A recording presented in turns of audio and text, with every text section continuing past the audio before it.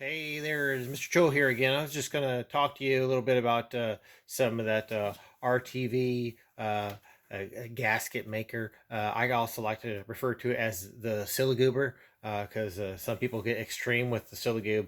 Um, so I'm working on that. They're a Jeep transmission pan, and it's all bunged up. Somebody been into that thing and it just beats the piss out of it. And uh, and I got it straightened out the best I could, but so I got like a it's kind of like a neoprene gasket that it came with in the service kit, and those gaskets they don't need any kind of a sealant on it because of the way they're designed and constructed, and so you just put them on. But in this case, where the pan has got some insufficiencies to it as far as not doing a good job of its mating surfaces up to the flat on the flat, and it's got some imperfections to it. Operator error previously, not me. But anyway, so what I did is I'm going to show you. I got the Sillagoob on here, and I was kind of going through it, and I was like, well, let me just go ahead and show you how to just not get extreme with the Sillagoob, especially on a transmission. Manual, it's not so bad, but the automatic transmission, when you've got you got your valve body and you got solenoids, you got all kinds of ports that fluid's designed to transfer through. Super clean on the inside of transmission is key for proper operation. And I did show that there was some metallics in there and some normal wear, but some run dirty, like the turbo hydraulic 350. They run dirty. They get all kinds of material in there, and they just keep running. Some are a lot more sensitive to them, especially the newer ones. When you're getting like totally electronic and getting all super crazy. But anyway, so you can have a little bit of wear and you can have a little bit of material, your clutches and your steels, especially your clutch material, that stuff wears out over time. I have no idea how many miles are on this Jeep since its last service.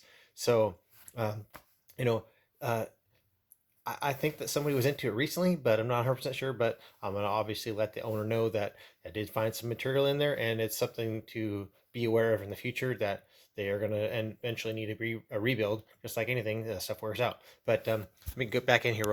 Got all cattywampus on you. So the Sillagoob, you can see I used a very, very fine amount of this. All I had was a high temp. You could use a black or an oil resistant, but you're like, oh, that's not oil resistant.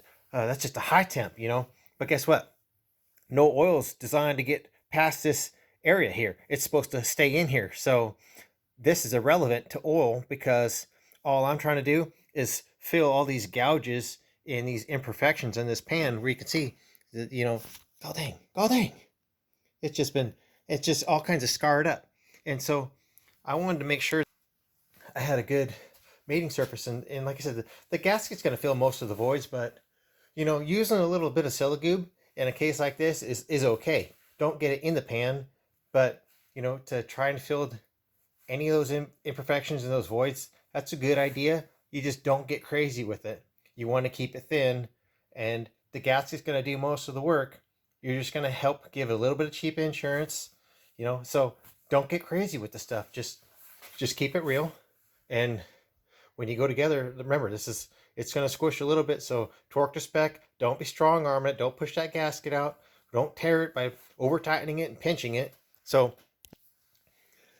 that's such a minor amount of silicone. And you can see I just take and just lightly rub my finger and kind of help spread it out a little bit. And, like I said, it's just cheap insurance on my behalf because I don't want to take it apart again. But, I mean, that's all it takes. You don't need much. You don't need to run no 1/4 inch or 1/8 inch bead because, like I said, that gasket is what the sealing part is. This is just to help with the gasket, a little bit of cheapo insurance because this pan's all bunged up.